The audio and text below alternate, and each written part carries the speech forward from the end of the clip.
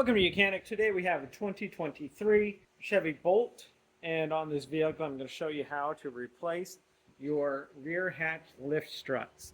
So say these happen to wear out for whatever reason, you replace them both at the same time so that you don't wear them out prematurely. So what will happen, of course, when they wear out is the portion of this hatch won't stay up, and also it won't raise up sometimes. And you'll notice it more in cold weather is the biggest time of the season when you'll notice it. So we need to remove this, and we also will have to have this supported up one way or the other, or have a helper hold it up when you remove it, because it won't stay up on just one lift strut. So using a small pick tool or screwdriver, what I do is there's a C-clip, and we're pulling it backward a little bit, and then you're able to pull the connection off of the ball here.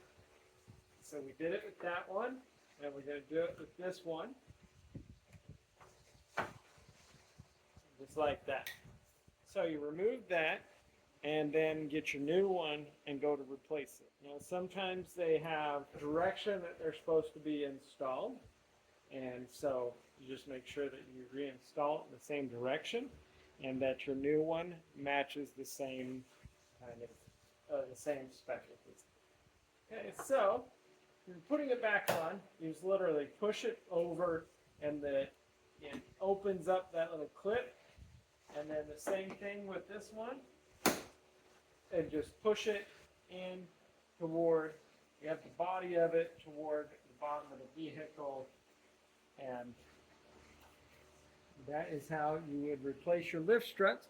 Do make sure that you replace both of them at the same time, as you would. If you don't, you'll prematurely wear one or the other out, and you'll be replacing them more often. Thanks for watching Mechanic, where you can be the mechanic.